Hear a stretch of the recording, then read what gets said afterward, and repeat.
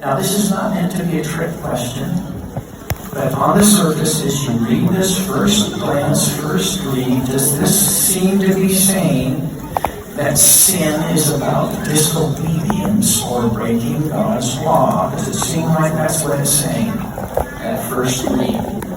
Yes. Now, when you think of the law, what do you think of?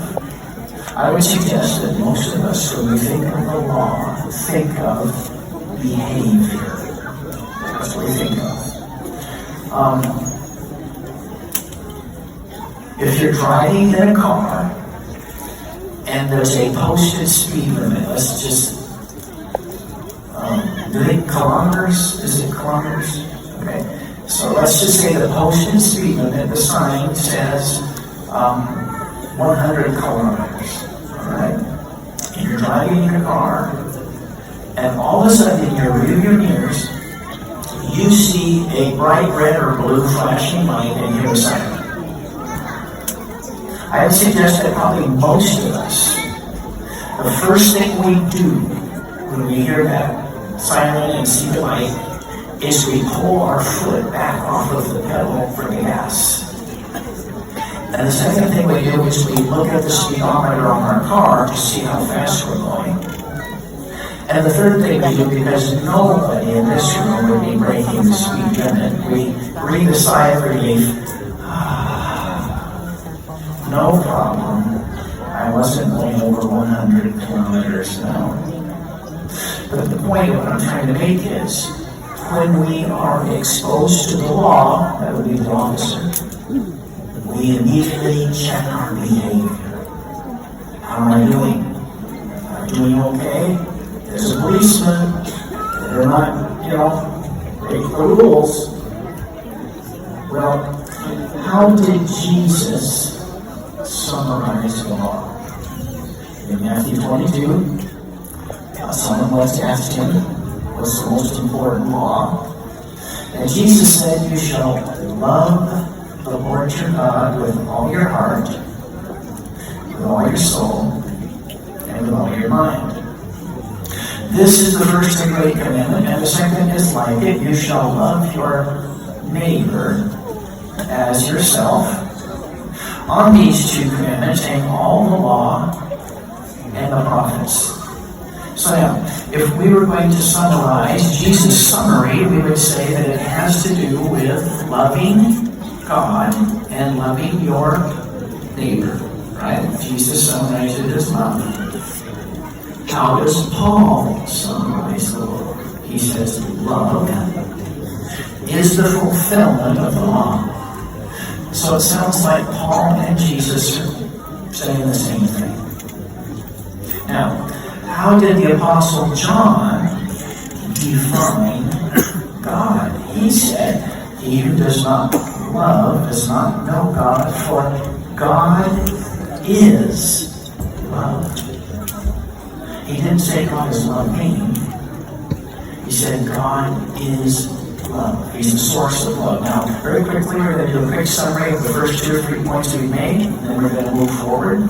The first one was, sin is lawlessness. Those were the scriptures that we threw up on the screen at the very beginning. The second one was that, according to Jesus and Paul, love is the fulfillment of the law. The third point that we made very quickly, John said God is love. Now, in algebra, I didn't like algebra, but I had to take algebra. And I sort of barely survived in algebra. But I do remember this. In algebra, they said, if A equals B, and B equals C, then A equals C. So, for the sake of my development here, the thought I'm trying to lead you to, let's let A represent or equal the law. And then let's let B represent or equal love. And finally, let's let C represent or equal God. Now, if the law equals love, which is what Jesus and Paul said. Are you with me so far? Jesus and Paul said the law equals love. Are you okay with that? All right. If the law equals love, and if love equals God, which is what John said, we just had the verse up on the screen, well, then that would mean that God would equal the law too. Because if A equals B, and B equals C, then A equals C. Alright? So God would equal law. Now this shouldn't be a real hard concept, because most of you have heard it said that the law is really just a transcript or description of God's character. So to say that God equals the law makes sense, but it brings me to a point that I want to underscore here. Breaking the law or lawlessness would actually be the same as separating from God or godlessness. Because if God is the same as law, then breaking the law would be breaking relationship with God. And this brings me to a point that I want to try to make as clearly as possible, because sometimes it's a little hard to grasp, so focus with me on this. At its core, the root problem, the core issue in sin, is not a broken rule. The core issue in sin, the root problem, is a broken relationship with God. It's separation from God. When I use the word the core issue, are you okay with that? Do you understand what I mean by the core issue, or is that unclear? When I say the root problem, do you understand what I mean by that?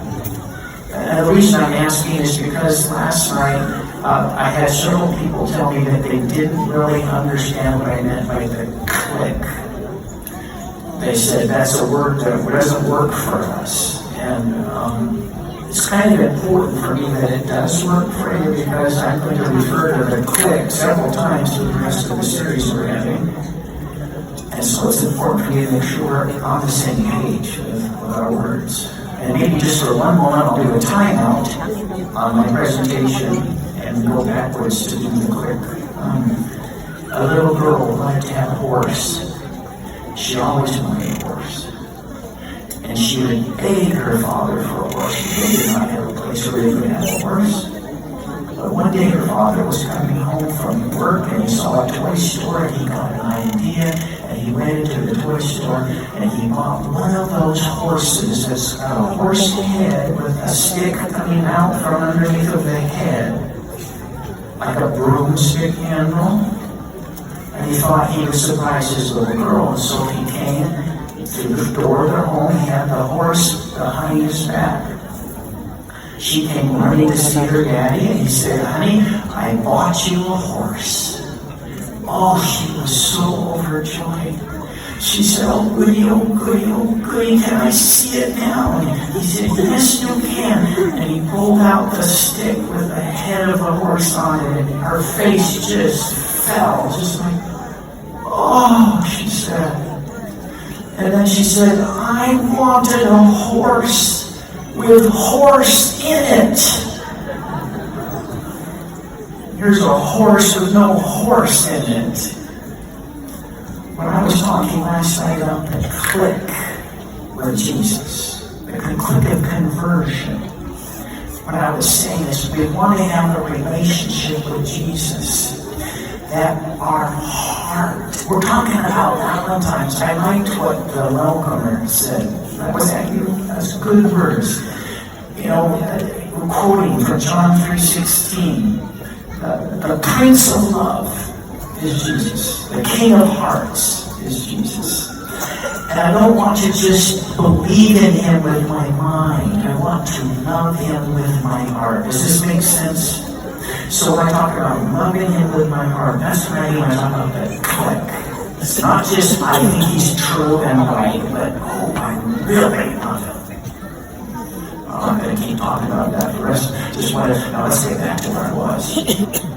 So I said, the root problem in sin is not breaking the rules.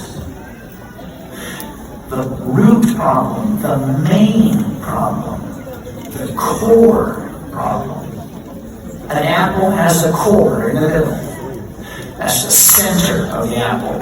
So the center of the sin problem is breaking the relationship with God. It's separation from God. It's not misbehavior. It's separating from the Savior.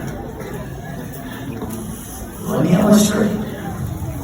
In heaven, the original sin, Lucifer, the original sin, Lucifer did not steal mangoes from the tree of life.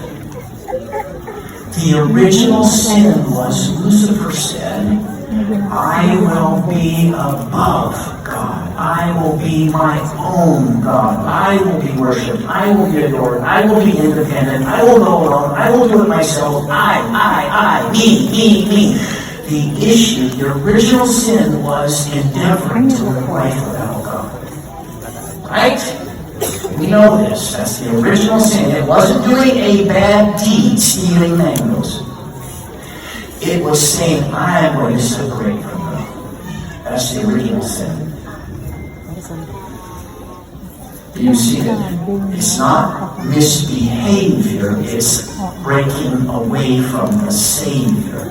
That's the original sin. And then Satan came to earth. And he tempted Adam and Eve. And you remember what he said to Eve? Many times we make a big deal about, we say that the sin, the temptation in the Garden of Eden was about food, it was about appetite. No.